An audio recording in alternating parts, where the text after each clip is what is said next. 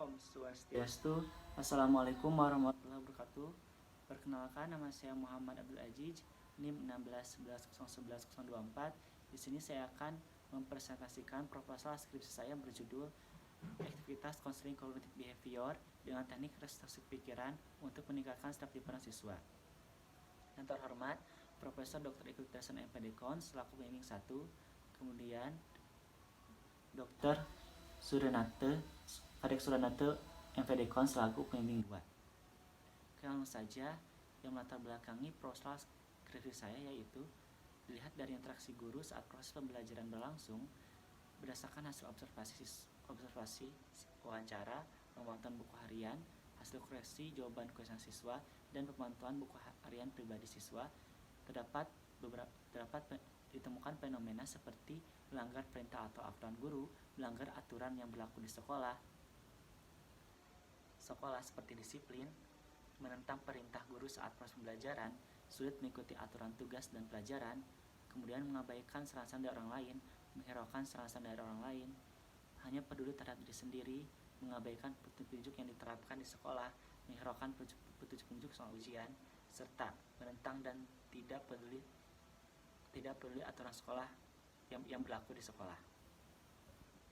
Kemudian untuk rumusan masalah, yang pertama itu apakah terdapat perbedaan treatment sesudah atau sebelum diberikan konseling kognitif behavior dengan teknik restruktur pikiran untuk meningkatkan siswa. Kemudian yang kedua itu apakah terdapat perbedaan aktivitas konseling kognitif behavior dan teknik restruktur pikiran untuk meningkatkan stabilitas siswa. Selanjutnya ada landasan teori dalam proposal skripsi saya. Yang pertama, landasan teori pertama itu self-difference, kemudian konseling kognitif behavioral, dan teknik restruktur pikiran.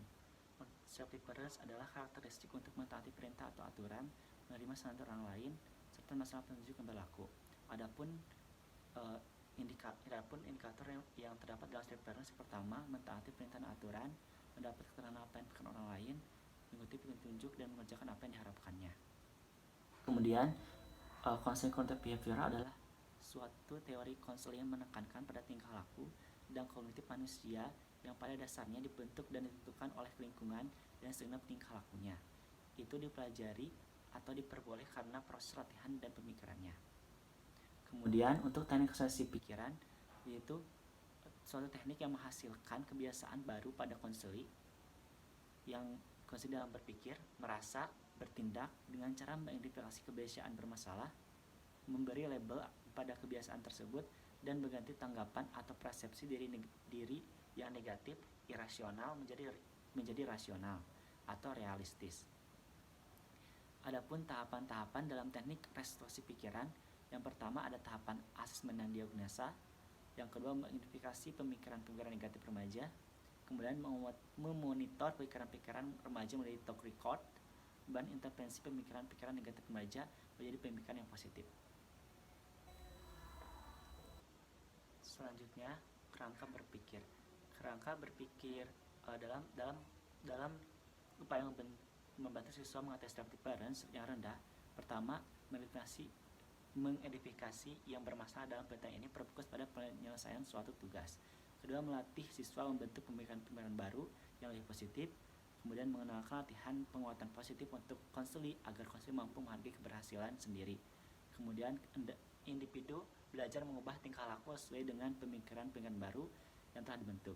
Secara umum, kerangka berpikir di sini bisa dilihat yang pertama ada melanggar perintah atau aturan guru, mengabaikan saran-saran orang lain, menghiraukan saran-saran orang lain, serta kemudian menentang dan tidak peduli dengan aturan petunjuk yang berlaku di sekolah. Adapun hipotesis dalam penelitian sekolah skripsi saya yaitu terdapat efektivitas konseling behavior dan teknik restruktur pikiran untuk menekan stabilitas siswa kelas 10 PHC sebagai Segaraja. Terdapat perbedaan stabilitas siswa konseling kognitif behavioral dan teknik restruktur pikiran yang siswa diberikan oleh konseling kognitif behavioral dan restruktur pikiran. Kemudian, adapun populasi atau sampel dalam penelitian ini, mohon maaf, maksud saya rancangan penelitian. Untuk pelaksanaan penelitian ini saya menggunakan pretest, post-test, control group design. Adapun rancangan penelitiannya O01 yaitu pemberian kuesioner pretest dan self-difference. X berarti teori kognitif teknik konstruksi pikiran. 02 berarti pemberian kuesioner pretest dan self-difference. Adapun populasi dan sampel dalam penelitian saya yaitu siswa kelas 10 SMK Negeri 1 Singaraja yang terdiri dari kelas 10 BDPM perhotelan, akuntansi, dan pariwisata, kemudian OTKP. Kemudian untuk sampelnya, dalam sampel ini menggunakan teknik random sampling sehingga dapat diketahui penelitian untuk sampelnya yaitu kelas 10 PHC dan 10 BDPMB. Kemudian untuk metode pengumpulan data dan investasi menggunakan observasi, wawancara, buku harian, kuesioner, buku pribadi, dan komentasi.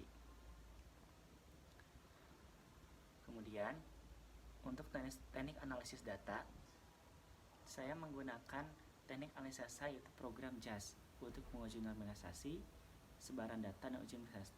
Dan untuk pengujian homogenitas saya menggunakan bantuan program JAS, dari mana pengujian ini untuk mengetahui bahwa sampel diambil dalam kelompok eksperimen. Kemudian untuk uji hipotesis menggunakan program JAS seperti itu. Mungkin hanya itu yang bisa saya sampaikan. Mohon maaf apabila ada kesalahan. Tutup dengan Paramasanti. Om Santi Santi Santi.